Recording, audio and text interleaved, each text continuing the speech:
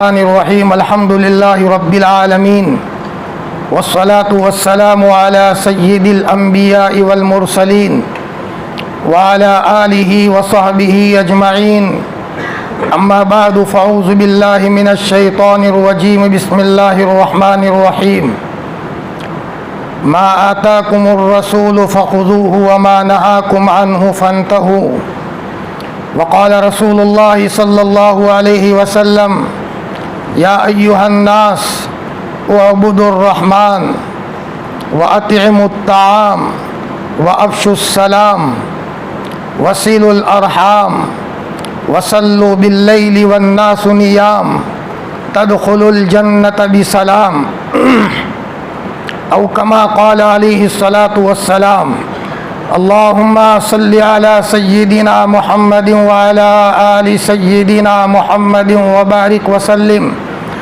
अल्लाहुम्मा सल्लि अला सय्यिदिना मुहम्मदिन व अला आलि सय्यिदिना मुहम्मदिन व बारिक वसल्लिम अल्लाहुम्मा सल्लि अला सय्यिदिना मुहम्मदिन व अला आलि सय्यिदिना मुहम्मदिन व बारिक वसल्लिम। बहुत मोहब्बत के काबिल मेरे अज़ीज़ दीनी ईमानी भाइयों, हज़रत अब्दुल्ला इब्न सलाम रज़ी अल्लाह ताला अन्हु फरमाते हैं, पहली पहल मेरी जब नज़र पड़ी है हज़रत मुहम्मदुर रसूलुल्लाह सल्लल्लाहु अलैहि वसल्लम पर, सलातो सलाम हो आपकी क़ब्र अतहर पर, तो आपकी ज़बान मुबारक से जो अल्फाज मेरे कान के पर्दों से टकराएं वो ये अल्फाज है, या अय्युहन्नास, ए लोगो रहमान की इबादत किया करो, एक अल्लाह की इबादत किया करो, उसके साथ किसी को शरीक मत ठहराओ। यह हमारा कीमती सरमाया है। ईमान है सब कुछ है, ईमान नहीं है कुछ भी नहीं। और जब दुश्मन किसी के घर पर हमला करता है तो चारपाई नहीं चुराता, बर्तन नहीं चुराता, वो तिजोरी में रखा हुआ सोना और चांदी चुराता है। उसे पता है कि सोना चांदी ले लेंगे तो दसियों चारपाई आ जाएगी। और घर का मालिक भी बड़ा समझदार होता है, वो चारपाई लेकर नहीं भागता, वो तिजोरी का ताला खोल करके सोना चांदी लेकर भागता है। जिंदा रहे तो इसी के जरिए से फिर घर बसा लेंगे। मर्द मोमिन को ये चौकन्ना रहने की ज़रूरत है कि मेरे ऊपर, मेरी फैमिली पर, मेरी बच्चियों पर, मेरे बच्चों पर कहीं ईमान पर हमले न हो। स्कूलों के रास्ते से, किसी और रास्ते से कहीं ऐसा तो नहीं है कि मैं अपने बच्चों और बच्चियों की तरबियत से गाफिल हूँ और मेरी बच्चियाँ बज़ाहिर नॉलेज तो ले रही हैं जी, इंग्लिश पढ़ रही है, दुनियावी तालीम ले रही है, लेकिन चोर दरवाजे से ईमान निकल रहा है। अल्लाह हमारी और पूरी उम्मत की हिफाजत फरमाए।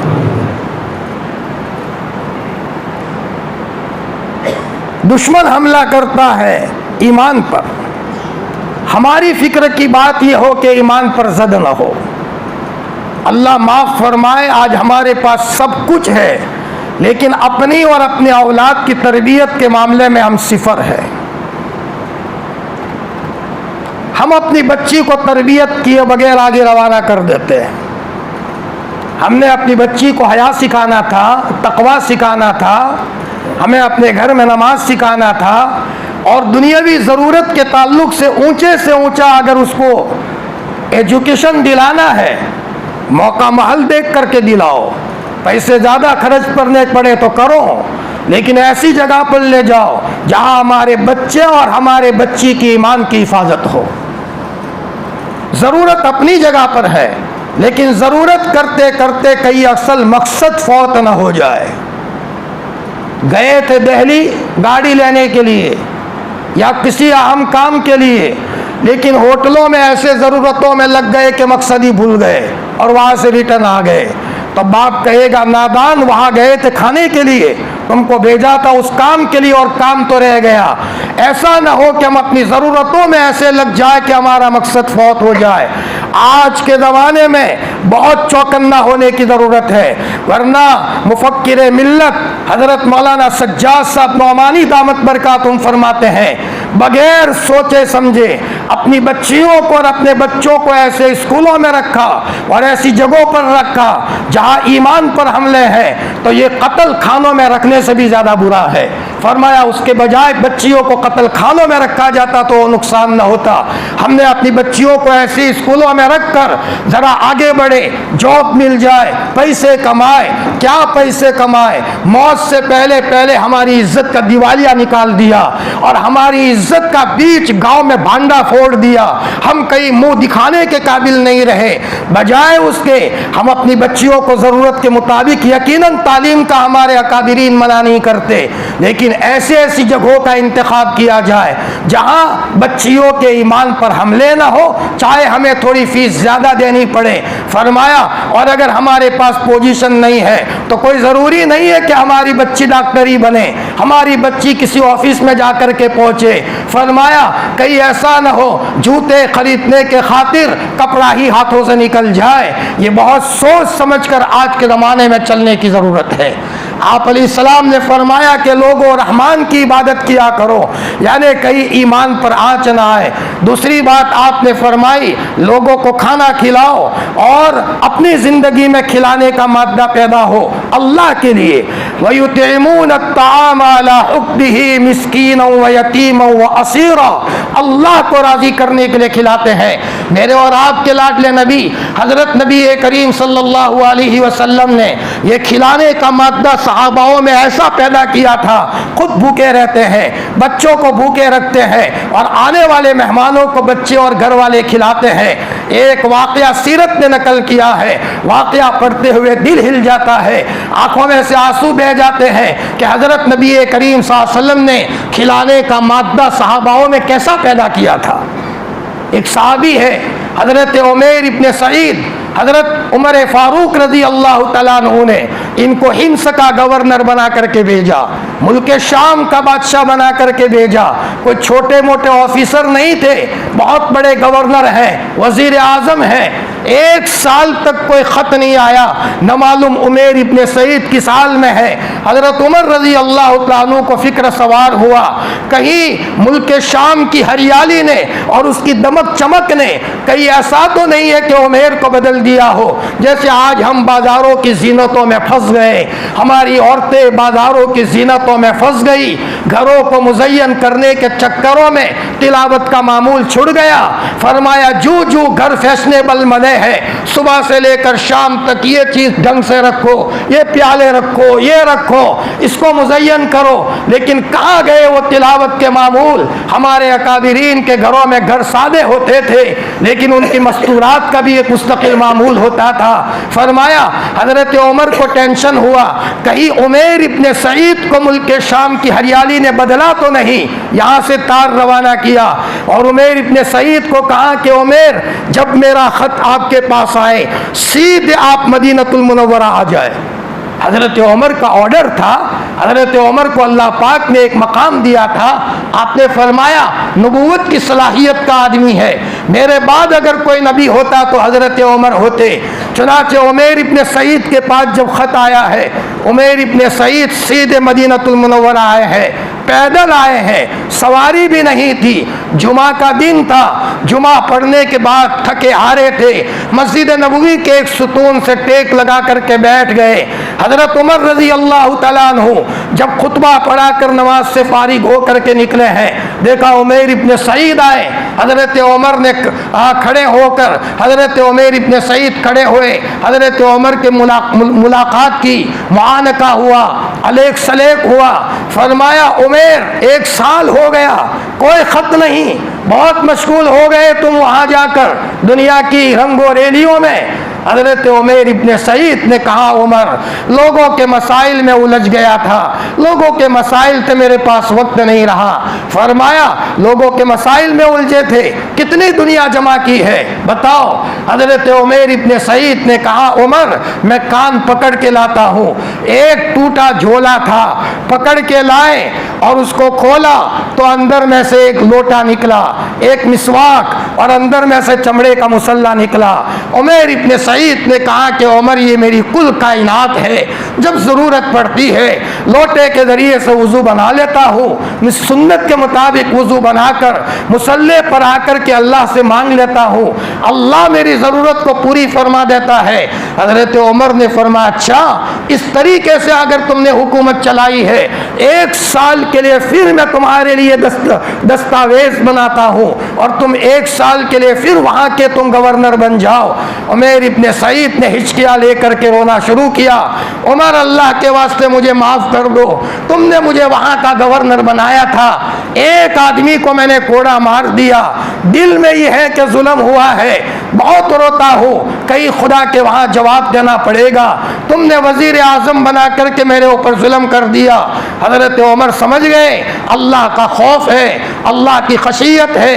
हजरत उमर ने कहा, उमर मुझे इजाज़त दो, साल हो गया फैमिली की मुलाकात नहीं हुई है, बाल बच्चे इंतज़ार कर रहे होंगे, मदीना के करीब में इनका मकान था।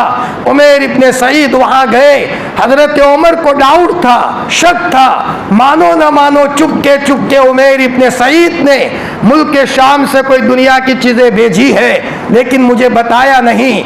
हजरत हारिस को बुलाया, हारिस आओ, मेहमान बन करके जाओ और उमर को कहना मैं आपका मेहमान हूँ, हकीकत में जासूस बन करके जाओ और देखना उमर ने अपने घर में दुनिया की चीज़ों को बसाया है या नहीं बसाया।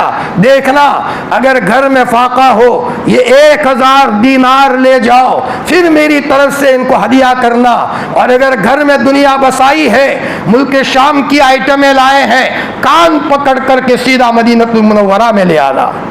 चुनाचे चंद दिनों के बाद हजरत हारिस गए, देखा उमर इब्ने सईद को सलाम किया। उमर इब्ने सईद गोदड़ी सी रहे थे, कपड़ा सी रहे थे।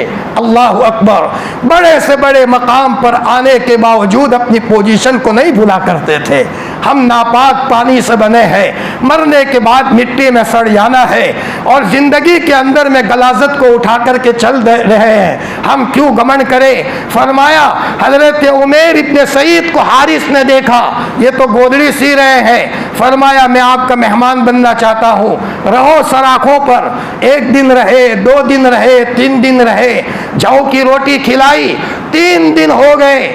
उसके बाद उमर इब्ने सईद ने कहा, भाई हारिस अल्लाह का वास्ता मुझे माफ़ कर दो, अब मैं आपकी मेहमानी करने से माजूर हूँ। हजरत हारिस ने फरमाया क्यों। हजरत उमर ने फरमाया, भाई हारिस हमारे घर में एक सिर्फ जौ की रोटी बना करती थी, जब से तुम आए हो एक रोटी जो होती थी, एक टुकड़ा मैं खा लेता था, एक टुकड़ा मेरी बीवी खा लेती थी, मेरे बच्चे कुछ टुकड़े खा लेते थे। जब से आप मेहमान बन करके आए हो, मैंने घर वालों को भी कह दिया अल्लाह के वास्ते मेहमान आए हैं, रोज़ा रख लो। बीवी बच्चों को भी कहा बेटा रोज़ा रख लो, अल्लाह के मेहमान है। फरमाया अल्लाह के लिए सब्र कर लो। 3 दिन से बच्चों ने और बीवी ने नहीं खाया। आज मेरी घरवाली ने कहा, मेरे शौहर अल्लाह के वास्ते मेरा पेट कमर से झुक गया है, अब मेरे अंदर में ताकत नहीं है, मेहमान को रवाना कर दो। बच्चे भी रो रहे हैं। जब ये बात सुनाई तो हजरत हारिस भी रोने लगे। हजरत हारिस ने अपने जेब में से 1000 दीनार निकाले जो हजरत उमर ने दिए थे। उमर ये आपको हजरत उमर ने हदिया किया है। फरमाया उमर ने, हारिस मैं इसको लेकर क्या करूं, मुझे कोई ज़रूरत नहीं है, जौ की रोटी मेरे लिए काफ़ी है, और अगर तुम पैसे दोगे तो मैं पैसे कहाँ रखूं, मेरे पास रखने का बर्तन नहीं है। फरमाया पैसे ले जाओ। पर्दे की आड़ में से बीवी ने कहा रोते रोते, मेरे शौहर उमर अल्लाह का वास्ता तुम पैसे ले लो, बच्चों के लिए कपड़े लाने हैं, घर घर में कुछ ज़रूरत की चीज़ें लानी है, राशन पानी लाना है। फरमाया बीवी रो रही है और कहा कि मैं अपना दामन फाड़ करके आपको देती हूँ, उसके अंदर में पैसे रख लो। चनाचे पैसे तो ले लिए, लेकिन हजरत उमर ने हारिस को कहा, भाई हारिस ठहरो मैं आता हूँ। वहाँ बिठाया। थोड़ी देर में उमर इब्न सईद आए, पैसे नहीं थे उनके पास। हारिस ने पूछा, भाई उमर पैसे कहाँ रखे? हजरत उमर ने कहा, हारिस मेरे महल्ले में बेवाए हो, मेरे महल्ले में यतीम हो, मेरे महल्ले में गरीब हो, मेरे महल्ले में यतीम हो, इनके होते हुए मैं घरों में पैसे रखूं? फरमाया मेरा अल्लाह मुझे पूछेगा, ज़रूरतमंदों के होते हुए मुझे इन पैसों की ज़रूरत नहीं है, मैंने ये पैसे बेवाओं पर खर्च कर दिया। हारिस रो रहे हैं। यहाँ आकर के मदीनतुल मुनव्वरा में हजरत उमर को कारगुजारी सुनाई। चंद दिनों में उमर का इंतकाल हो गया।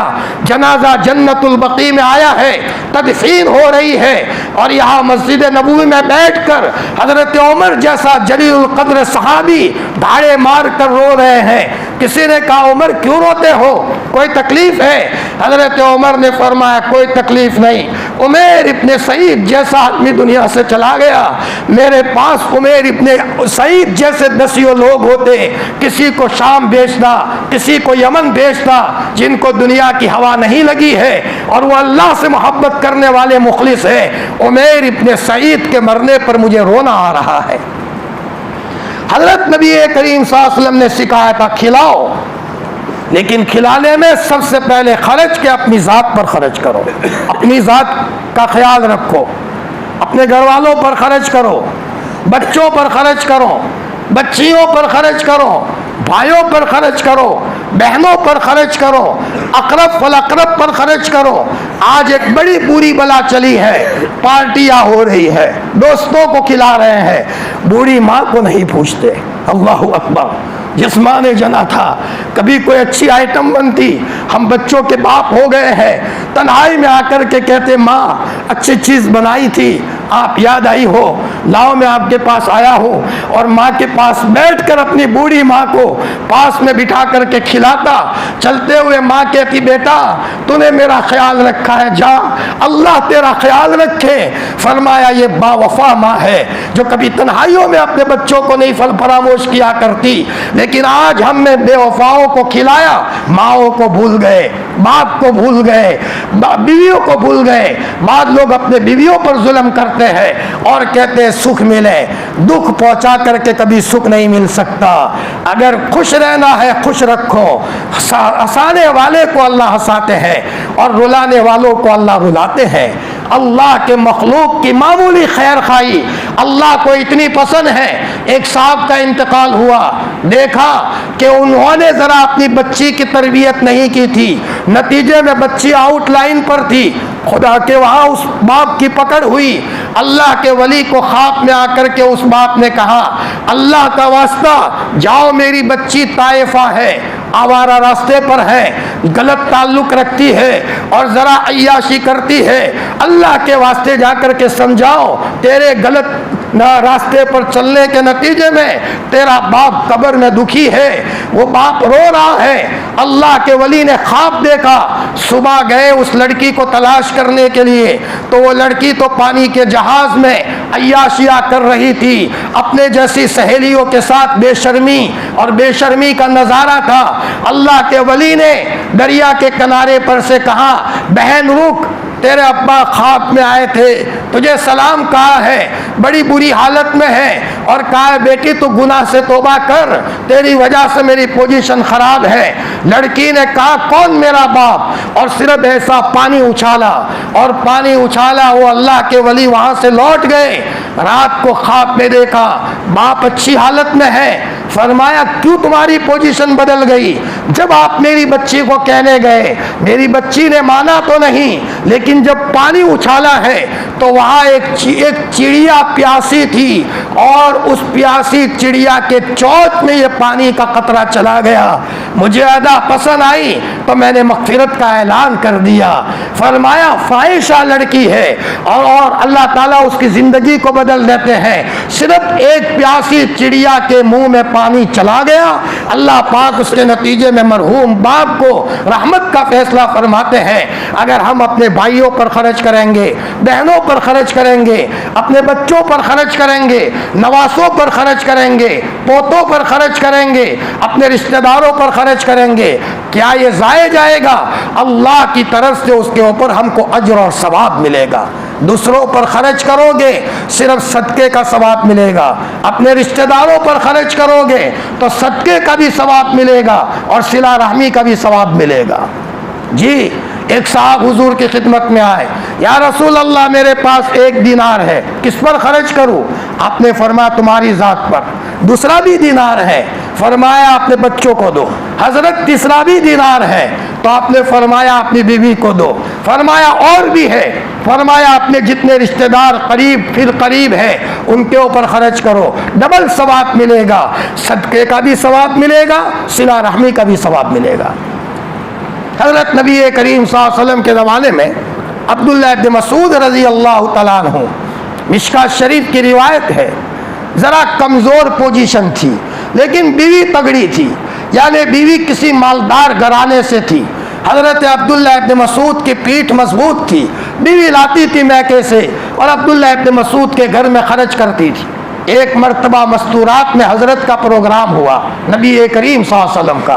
वहाँ मर्दों में भी प्रोग्राम होता था, मस्तूरात में भी होता था। ईद के मौके पर आपने मस्तूरात में प्रोग्राम किया है, तो औरतों ने पीछे से इशारा किया कि हम बालिया देना चाहते हैं, बालिया सदका करना चाहते हैं। दौरे नबवी से औरतों के मिजाज में खर्च करने का मादा ज्यादा है, तो आपने बिलाल को कहा बिलाल जाओ वहाँ चादर लगाओ। चादर लगाई तो औरतें अंगूठियाँ और बालिया और अपने गले के हार और बहुत सारे कीमती जवाहिरात युल्कीन व युल्कीन, रिवायत में आता है डाल रही थी और डाल रही थी, बहुत सदका कर रही थी। औरतों के मिजाज में अल्लाह ने देने का मादा रखा है। आज भी देखो कहीं चंदा करो तो मर्दों के मुकाबले में औरतों में दुगना होता है, उनमें खर्च करने का मादा ज्यादा होता है। तो अल्लाह के रसूल ने सदके की फजीलत बयान की। अब्दुल्लाह इब्न मसूद की बीवी हजरत ज़ैनब अपने शौहर अब्दुल्ला के पास आए, अब्दुल्ला आज तो हजरत नबी करीम सल्लल्लाहु अलैहि वसल्लम ने सदके की फजीलत बयान की है, मैं तुम पर खर्च करती थी, हुजूर को जाकर के पूछाओ तुम पर खर्च करने से सदके का सवाब मिलता है तो खर्च करती रहूंगी, वरना नहीं मिलता तो आज से सदके, आज से तुम पर खर्च करना बंद। कौन पूछने जाए? हजरत अब्दुल्लाह इब्न मसूद ने कहा तुम जाओ, बीवी ने कहा तुम जाओ। फिर बहरहाल बीवी तैयार हो गई। हजरत ज़ैनब हजरत नबी करीम सल्लल्लाहु अलैहि वसल्लम के दरवाजे पर आकर बैठ गई।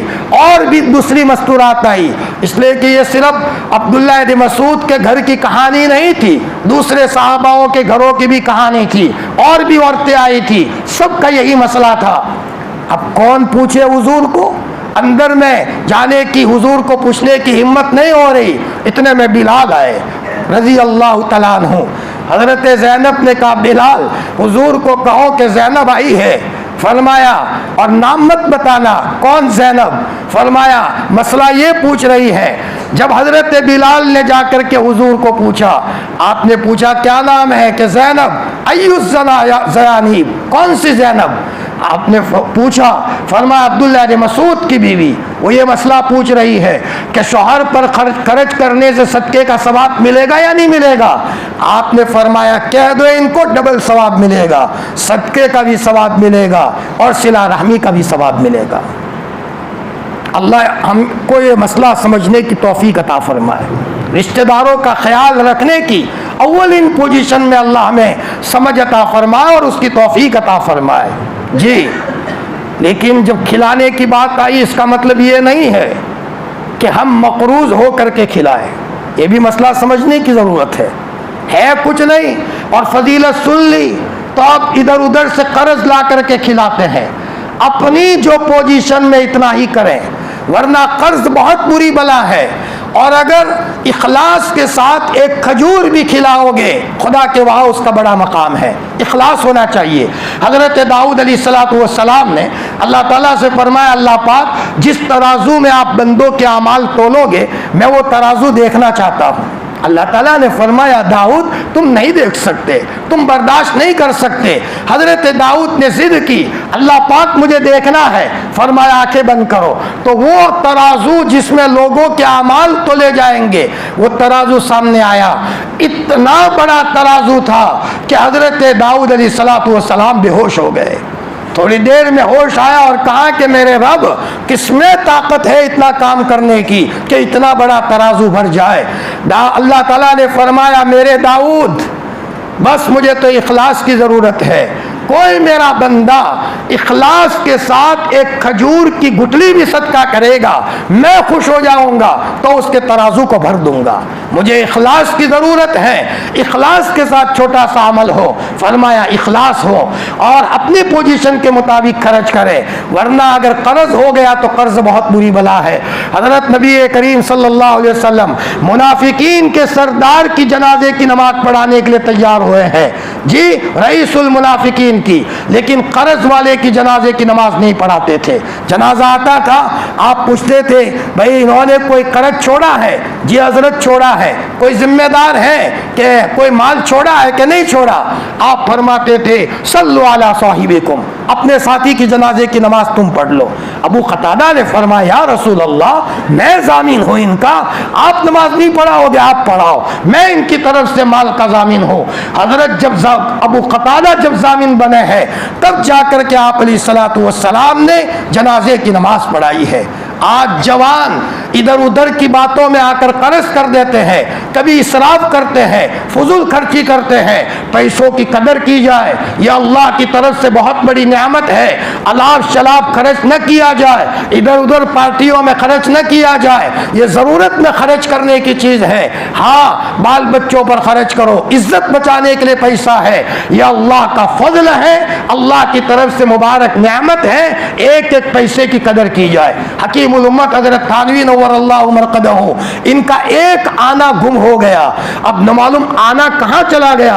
हजरत तो करोड़पति थे, नाश्ता करते थे बादाम का उस जमाने में और अल्लाह पाक ने जागीरदार बनाया था, लेकिन हजरत थानवी का एक आना गुम हो गया। अपने सारे मुरीदीन को खत लिखा मेरा एक आना गुम हुआ है, आपके लिफाफे में आया है, आपके लिफाफे में आया है। हजरत मुफ्ती शफी साहब रहमतुल्लाह अलैह ने खत लिखा, हजरत एक आने के लिए आपने सबको खत लिखा। फरमाया मौली शफी असल पैसा अहम है, अल्लाह की नेमत है, अल्लाह नाराज न हो जाए कि एक पैसा चला गया था इनको कुछ नहीं पड़ी है, नाकदरी न हो जाए। अल्लाह की तरफ से मिलने वाले एक एक रुपये की कदर करने की ज़रूरत है, वरना कर्ज और लोगों के हुकूक कितनी बड़ी बात है। फरमाया एक वाक़या बयान करके मैं आज अपनी बात को शायद यहीं पर ही रोक दूंगा। हज़रत नबी करीम सल्लल्लाहु अलैहि वसल्लम के दुनिया से जाने का वक्त करीब आया जी। किसी का कोई हक हमारे जिम्मे रह न जाए, है उसको नोट रखो, लिखा हुआ रखो, किस वक्त दुनिया से चले जाए। फरमाया इंतकाल का वक्त करीब आया, आप मस्जिद नबवी में हैं, ज़ोहर की नमाज में आपने लोगों को कहा भाई अगर किसी का कोई हक बाकी हो, किसी का कोई रुपया बाकी हो, मैंने किसी को सताया हो, आए और मेरे पास से हक लेकर के चला जाए। कोई खड़ा नहीं हुआ। दूसरी नमाज का वक्त आया, आप अलैहिस्सलातु वस्सलाम ने फिर आपने ऐलान किया तो फिर एक सहाबी खड़े हुए, या रसूल अल्लाह सल्लल्लाहु अलैहि वसल्लम 3 दिरहम में आपके पास मांगता हूँ, कब के बाकी है। एक मौके पर आपके पास कोई साइल आया था, फकीर आया था, आपके पास पैसे नहीं थे, आपने मुझे कहा था हजरत मैंने दिए थे और आप भूल गए हैं। अल्लाह के रसूल सल्लल्लाहु अलैहि वसल्लम ने वो हक अदा कर दिया। फिर आपने कहा किसी का कोई हक बाकी हो तो अदा कर दे। मरने के बाद कब्र का मसला बड़ा टेढ़ा है, हशर का मैदान बड़ा मसला टेढ़ा है। फरमाया एक साहब खड़े हुए, या रसूल अल्लाह आपने मुझे कोड़ा मारा था, मैं बदला लेना चाहता हूँ। हजरत ओकाशा रजी अल्लाह तआला अन्हु, कब मारा था कोड़ा? फरमाया आप तबूक की तैयारी कर रहे थे, उटनी को मारने गए थे और वो कोड़ा मुझे लग गया था और ये कोड़ा ऐसा था। आप अलैहिस्सलाम ने फरमाया ये कोड़ा मेरी फातिमा के पास है। हजरत बिलाल को बुलाया या हजरत उसामा को बुलाया, बिलाल जाओ मेरी फातिमा के पास से कोड़ा लेकर के आओ। दरवाजा खटखटाया, हजरत फातिमा ने पूछा कौन? फरमाया मैं बिलाल हूँ। बिलाल क्यों आए हो? फरमाया अब्बा जी ने कोड़ा मंगवाया है। हजरत फातिमा ने कोड़ा तो दे दिया, देते देते पूछा, देने के बाद अचानक चौंकी, अब्बा ने कोड़ा मंगवाया है। मेरे अब्बा उठनी पर बैठने के लिए कोड़ा इस्तेमाल करते हैं और मेरे वालिद माजिद तो कई दिनों से बुखार में मुब्तला है, कमज़ोर हो गए हैं, उठनी पर सवार नहीं हो सकते, फिर कोड़ा क्यों मंगवाया, सवार तो नहीं हो सकते। हजरत बिलाल ने फरमाया, फातिमा अब्बा जी ने एक मौके पर किसी को कोड़ा मार दिया था, वो साहब बदला लेना चाहते हैं, इसलिए वो कोड़ा मंगवाया है। हजरत फातिमा ने चीख मारी, मुसल्ला लेकर के रोने लगी, ए अल्लाह सामने वाले का दिल बदल दे, उसके दिल में रहम पैदा फरमा, मेरे अब्बू जी बड़े बीमार हो गए हैं, कमज़ोर हैं, कोड़ा बर्दाश्त नहीं कर सकते। हजरत फातिमा रोने लगी, नमाज के अलावा कोई चारा नहीं था। इतने में हसन और हुसैन आए। हजरत फातिमा ने अपने दोनों बच्चों को बगल में लिया और रोते रोते कहा, बेटा हसन, बेटा हुसैन, जाओ, नाना जी को कोई कोड़ा मार रहा है, बेटा नाना जी कमज़ोर हो गए हैं, तुम जा कर के अपने बदन पर कोड़ा ले लो, लेकिन नाना जी को छुड़ा लो, बेटा नाना जी बहुत कमज़ोर हो गए हैं। यहाँ हसन और हुसैन यहाँ से दौड़े दौड़े आए। मस्जिद नबवी खचाखच भरी हुई थी, सहाबाओं का मजमा है, हजरत उकाशा बीच में है, हजरत मोहम्मदुर रसूलुल्लाह सल्लल्लाहु अलैहि वसल्लम है। हजरत बिलाल कोड़ा लेकर के आए, हजरत उकाशा के हाथ में दिया। सारे सहाबा कह रहे हैं, उकाशा अल्लाह के वास्ते नबी जी को माफ कर दो और कोड़ा हमारे बदन पर लगा दो, नबी जी बहुत बीमार हो गए हैं, नबी जी बर्दाश्त नहीं कर सकते। फरमाया, सहाबा रो रहे हैं। इतने में हसन और हुसैन आए, लाडले नवाज से आए और रोते रोते कहा कि उकाशा कोड़ा हमारे बदन पर एक के बजाय 100 लगा दो, लेकिन नाना जी को छोड़ दो। लेकिन हुजूर ने फरमाया, बेटा मैंने मारा था, बदला लेने दो, बेटा आखिरत का मामला बड़ा टेढ़ा है, जब मैंने मारा है, बेटा पास में आने दो। उकाशा पास में आए, सहाबा रो रहे हैं, सब आंखों में से आंसू बह रहे हैं। हजरत उकाशा पास में आए, फरमाया, या रसूल अल्लाह, आपने जब मुझे कोड़ा मारा था मेरे बदन पर चादर नहीं थी। हजरत नबी करीम सल्लल्लाहु अलैहि वसल्लम ने नबूवत के बदन पर से चादर को हटाया। उकाशा आए, पीछे आए, जब पीछे आए तो हुजूर के पहलू से चिपक करके बोसा देने लगे और रोते रोते कहा, या रसूल अल्लाह, मेरी क्या मजाल कि मैं आपको कोड़ा लगाऊं, लेकिन मैंने सुना है जिसका बदन नबी के बदन से लग जाता है उस बदन को जहन्नम की आग नहीं छूती। हजरत मुझे ये काम करना था, इसलिए मैंने ये काम किया है, अल्लाह की तरफ से करवाया गया, उम्मत को सबक देने के लिए। इतने बड़े मकाम पर नबी जी है, बख्शे बख्शाए हैं, अल्लाह ताला ने सूरह फतह का नुज़ूल फरमाया है, लेकिन आप अलैहिस्सलातु वस्सलाम दुनिया से जाते जाते सहाबाओं से माफ़ी मांग रहे हैं। मेरी और आपकी क्या औकात है, हम कौन से खेत के मूली है, तमाचा मार दिया, माफ़ी नहीं मांगते, माँ नाराज़ है, कभी कदमों में नहीं आए, भाई सालों से नहीं बोला, कदमों में नहीं आए, ऐसे मुबारक रातों में नहीं आए। मेरे भाइयों, मूछों पर कब तक ताव देंगे, मरने के बाद हमारी कब्र पर गधा भी पेशाब करेगा, किसको कहने जाएंगे, कुत्ता भी आकर के वहाँ लीद करेगा, पखाना करेगा, किसको कहने जाएंगे। अल्लाह ने जिंदगी में मौका दिया है, अगर हमारे जरिए से अल्लाह के किसी बंदे को तकलीफ पहुंची हो, हाथ जोड़ करके माफी मांग ले, भाई माफ कर दो। आखिरत का मसला बड़ा टेढ़ा है, खुदा पाक की कसम मरना है और मर करके खुदा को जवाब देना है। रह के दुनिया में बशर को ज़ेबा नहीं गफलत, मौत का ध्यान लाजिम है कि हर आ न रहे। जो बशर भी दुनिया में आता है ये कहती है क़ज़ा, मैं भी पीछे पीछे चली आती हूँ, ज़रा ध्यान रहे। आप अलैहिस्सलाम ने फरमाया, है लोगों रहमान की इबादत किया करो, और आपने फरमाया लोगों को खाना खिलाओ, जी अतिमुत्ताम, लोगों को खाना खिलाओ। अल्लाह ने दिया है, हमारे ज़रिए से लोगों की ज़रूरतें पूरी होगी, बेवाओं की दुआएं मिलेगी। कल हमारा जनाजा होगा, किसी के मरने पर बाप रोता है, किसी के मरने पर माँ रोती है, तो किसी के मरने पर महल्ले की बेवाएं रोती है, और किसी के मरने पर महल्ले के यतीम रोते हैं। अल्लाह की गैरत को जोश आएगा। मेरे भाइयों, रमज़ान का मुबारक महीना है और ये मुबारक रातें चलती है। ऐसी शबे कदर में उन लोगों की अल्लाह मग़फ़िरत नहीं करते। फरमाया जिनके दिलों में कीना हो, ये भी एक कौल के मुताबिक। ऐसा ना हो हमारे दिल में किसी के बारे में कीना हो, मुसलमान भाई से हम दिल में बुग़्ज़ रख करके चले। फरमाया हम अपने दिल को साफ रखें, ज़रूरत पड़ने पर हक बात कहना होता है, इख्तिलाफ होता है, कहना पड़ता है, लेकिन ऐसे तो न रूठ जाए 3 दिन होने के बाद अगर इंतकाल हो गया और आपस में तर्क ताल्लुक है, फरमाया वो आदमी जहन्नम में जाएगा। उलमा फरमाते हैं इसकी बुनियाद पर मौत के मौके पर ईमान के सल्ब होने का अंदेशा है, खतरा है कि ईमान सल्ब हो जाए। अल्लाह ताला ने ये मुबारक रातें हमें अता फरमाई है, हम उसकी कदर करें। आज 25वीं रात है, फिर 27वीं रात है, फिर 29वीं रात है, और दूसरी जो रातें आती है 26वीं रात, इसी तरीके से 27वीं 28वीं रात, उसमें भी शब कदर होने का इम्कान है। एक कौल के मुताबिक जितना हो सके उन रातों की कदर करें और इन रातों में अल्लाह की तरफ मुतवज्जे हो। ईद तो आ जाएगी, ईद की तैयारी में हम ऐसे गाफिल तो ना हो कि अल्लाह की तरफ मुतवज्जे होने में हमसे गफलत हो। अल्लाह ताला हमें सही ज़िंदगी गुजारने की तौफीक अता फरमाए और अपने मुआशरे में इंसान बन करके रहने की तौफीक अता फरमाए। इंसान, इससे पहले मैंने सुनाया था देवबंद में एक मजजूबा औरत थी, किसी से पर्दा नहीं करती थी।